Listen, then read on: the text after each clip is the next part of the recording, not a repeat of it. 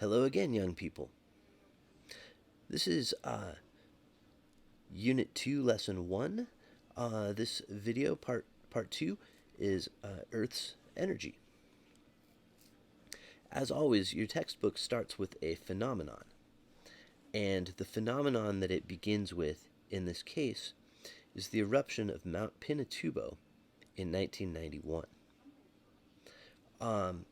And so when Mount Pinatubo is a stratovolcano, you don't need to worry about that just yet. But this type of volcano, it's the same kind as Mount St. Helens here in Washington State, or Mount Rainier here in Washington State. When these erupt, they send gigantic clouds of ash and dust high up into the atmosphere. And these big clouds, they get caught up in the wind, and they can travel all the way around the world. And the remarkable thing about Mount Pinatubo is for 2 years following that eruption in 1991, for 2 years, the average global temperature was about a half a degree Celsius lower than average. Is that a coincidence, you might ask? That would be a really good question to ask. Maybe it's just a coincidence, you say. Well, if we look at records of other large volcanic eruptions, we find that in fact, every time there's a large volcanic eruption, the average global temperature is decreased for a period of from a year to multiple years following that eruption. So, Pinatubo, not the first time this has happened. So that's our phenomenon that we will come back to. Whether we come back to it or you come back to it in one of your explorations, that's the phenomenon we're starting with. So, all systems, Earth is a system. It has subsystems. You're sick of hearing me say this by now, I'm sure. All systems, one of the big things that we want to look at is inputs and outputs of energy and matter. If you think of a system as a box, you put some stuff in it, shake it up, something happens, and something else comes out of it. What you put in it, that's your inputs, matter and energy. Then there's all these interworking and interlocking parts that do stuff with that matter and energy. And then when it's done, something comes out the other end, matter and energy. Those are your outputs. In our big Earth system, inputs and outputs basically are equal to one another. In other words, the same amount of matter and energy enters the Earth system as leaves the Earth system every day, every minute, every second.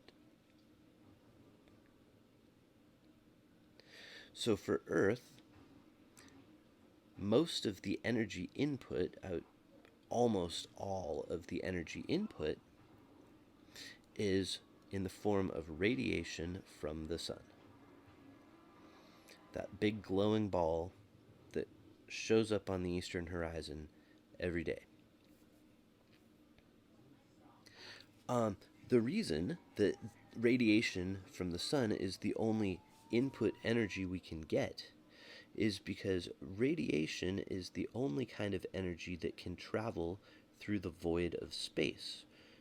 In outer space, there is no matter, there's no atmosphere.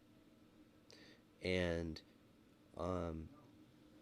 radiation can travel, it can propagate is the word we use, without any kind of matter. So the sun makes all this energy, releases all this energy, bombards the earth with all of this energy in the form of radiation. And we'll talk about what happens to that radiation in the next video. But basically one of two things. I'm getting ahead of myself, I'm sorry. Besides radiation, the two other big ways that we can transfer energy is conduction. Conduction, Conduction, like conduct, only conduction. Um, Conduction happens when you have, it's at the atomic level, little teeny tiny particles that make up everything. They're constantly moving. And when one atom collides into another atom, there's energy there.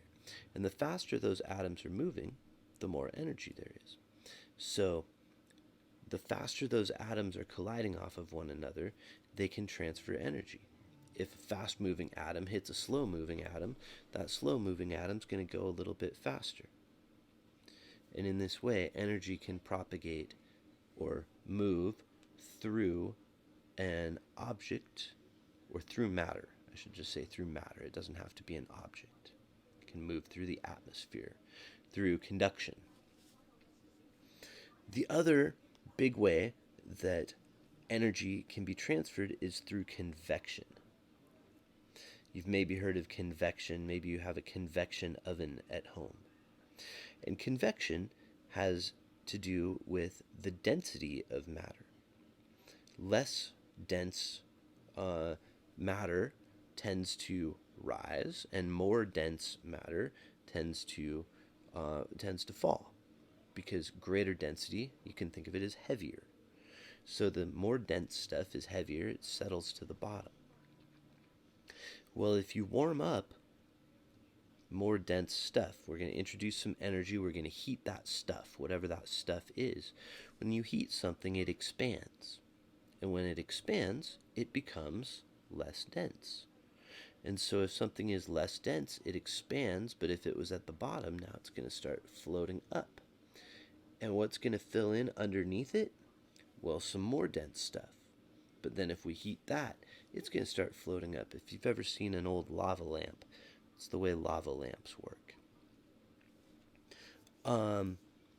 And convection's a really important way of moving energy and matter in the lithosphere, in the atmosphere, and in the hydrosphere. So, there's a quick overview of energy in Earth's systems. Coming up next, summary of internal and external Earth energy. We'll see you there.